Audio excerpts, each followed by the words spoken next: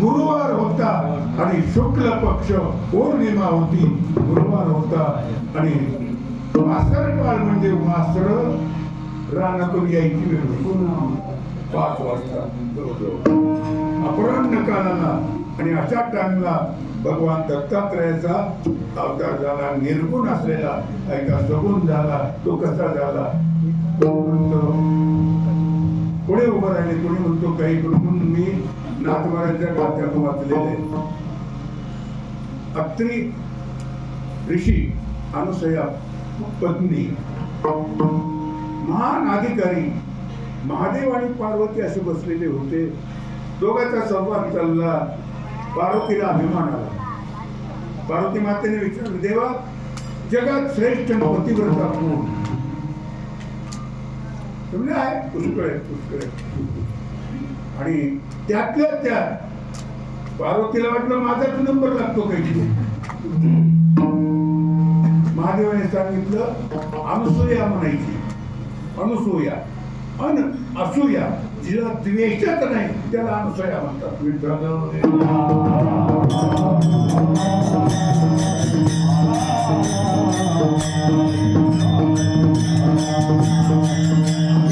म्हणाले आणि ती खरी पतिव्रता सत्य आहे. कुणीच नाही दुसरी.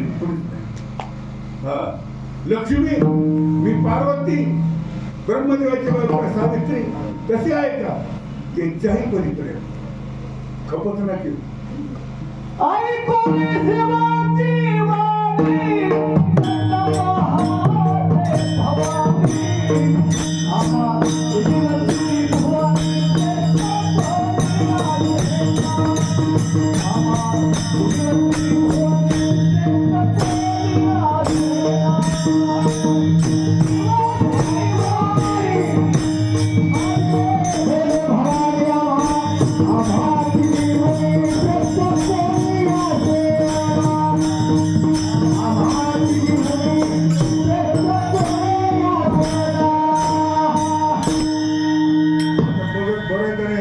कीर्तन करायला खाली बघायचं आहे का नाही? कीर्तन करायला 10 पट पाठवत आहे तिथे लोक. महादेवाला विचारल्यावर पार्वतीला अभिमान ताटाला मागच्या पुढे आणखी एक लक्षण आहे. एखाद्याला आपली नुकसान झालेली खबर पण लोकांचा फायदा करतो. लोकांचा उत्कर्ष सहन करणं हे संतांचं लक्षण आहे.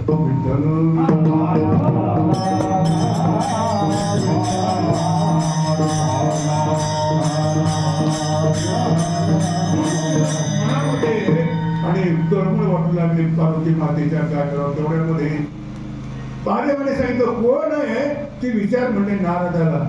तेवढ्यामध्ये नारद आले. नारायण नारायण नारायण नमस्कार केला सगळ्यांनी.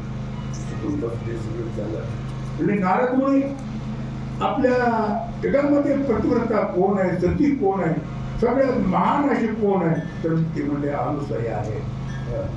म्हणले तिच्याहून आम्हाला पुढे जाण्याकरता, तिचा कमीपणा होण्याकरता काय करावं. ते म्हणले तिचं पातिव्रत्य भ्रष्ट का.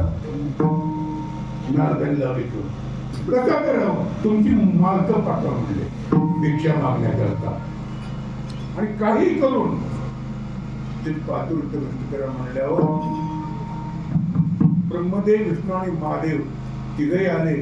तिघी बायकांनी सांगितलं की तिचं पातिव्रत्य भ्रष्ट करून घ्या. काय करावं. भिक्षा मागायला सांगा. महादेव, विष्णू परमात्मा, ब्रह्मदेव तिघांनी गोळ्या घेतल्या. आता गोळ्या घेऊन गेले तर ते अनुसयाच्या घरला गेले आणि ओम भवती भिक्षांते माते आम्हाला भिक्षा दे असं म्हटल्याबरोबर ती मधून आली. अनुसया आपल्या पतीची मालकाची सेवा करत. पतीची सेवा म्हणजे देवाची सेवा. पतीच्या सेवेचं होत होतं तिच्याजवळ, आणि तिनं बघितलं आणि पाहून आले. हे तिघं तिला भ्रष्ट करण्याकरता निघाले. पातिव्रत्य काहीतरी कमी करावं. आणि असं मी दक्षिणा घेत नाही, आम्ही भिक्षा घेत नाही. काय आम्हाला नग्न होऊन वाटलं पाहिजे. किती परीक्षा आहे. आता हे वापस जावं तर जन्मभर केलेला आश्रम त्याचं फळ सगळंच जातं. आता काय करावं. मालकाला विचारलं कसं करायचं. काही नाही म्हणजे भिक्षा व्हा, नग्न हो. अत्रिम त्या पायाचं तीर्थ घेतलं, लग्न झाली आणि यांच्या अंगावर शिंपडली आणि शिंपडल्यावर लग्न होऊन भिक्षा वाढायला गेली. तिघही बालक झाले. आता कुठे ठेवावं, यांना काय करावं, कसं सांभाळावं. पाजवलं आणि पाळण्यामध्ये टाकलं. झोके दिले. रोज दूध पाजवलं. 15 खाली घेतलं. 6 महिने गेले. 6 महिने गेल्यानंतर नारद तिथे गेले. कुठं पार्वती माते काय चाललंय, काय नाही. मालक कुठे. मालक भिक्षा मागायला गेले. कुठं अनुसयाकडे आले का. किती वेळ 6 महिने. मग कसं करायचं ते येत नाही तर. कसं येत नाही तर अगं ते पाळण्यात टाकले त्यांना आणि ते डोके देत बसली. आता काय म्हणते. मग कसं करायचं ते येत नाही. तू जाऊन घेऊन. मग पार्वती माता, लक्ष्मी, सावित्री तिघी गेल्या आणि सांगितलं अनुसया माते काय आमचे मालक आले. पण इथं आलेत म्हणा. कोण आहे तर कुठे आहेत ते. तर काय नाही म्हणजे पाळण्यात घातले. आणि का बरं घातले ते सगळं सांगितलं. पाळण्यात घातलं. तिथे आमच्या नाथ महाराजाची गोळी आहे ती म्हणतो. आणि मातेला विचारलं की आमचे पती द्या. कुठे पाळण्यात आहे. घ्या म्हणजे तुम्हीच घ्या म्हटल्याबरोबर पार्वती माता, लक्ष्मी, सावित्री गेली. बघितलं तर तिने सारखे तिने देव द्यायचे. आता कसं ओळखावं. पार्वतीला सांगितलं घ्या तुम्ही अगोदर तुमचा.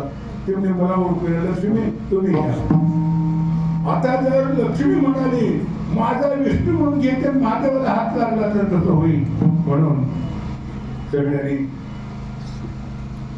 दिक्कत आल्या, काही जणांना गेल्यानंतर पार्वती माता, लक्ष्मी आणि सरकारने हात जोडले. पार्वती माते, अनुसया माते आणि कृपा आम्हाला ओळखू येणं गेले. तुम्ही ओळखून घ्या म्हणालात, परंतु आम्हाला ओळखू येणार, तुम्हीच कृपा करा आणि आम्हाला आमची पोथी ओळखून द्या म्हणल्यावर तीर्थ टाकलं आणि ते तिन्ही महादेव, विष्णू, ब्रह्मदेव याची त्याला दिले. त्या तिघांनी हात जोडले. अनुसया माते, अनुसया माते, आम्ही तुला नमस्कार करतो आणि तुझ्यावर प्रसन्न होऊन वरपुरी तुला काय मागायचे. अनुसया माता म्हणाली, देवा मला काही मागायचं नाही, तुमच्यासारखे मुलं माझ्या पोटात म्हणाले. आणि 3 देव अनुसया मातेच्या ओंजळीतून त्यांचा जन्म झाला. मग देव ती मूर्ती करकमळी झाली. दत्तात्रयाचे नामी ख्याती ती लोकाप्रती विशेष. आणि त्या ओंजळीमध्ये आयोनी संभव आहे बरं काही, योनीचा संभव नाही. दत्तात्रयाचा जन्म आणि ओंजळीत झाला. तेव्हापासून अनुसया मातेचा आशीर्वाद घेतला आणि तिन्ही देव आमच्या अनुसया मातेच्या पोटाला आले शेवटच्या काळात.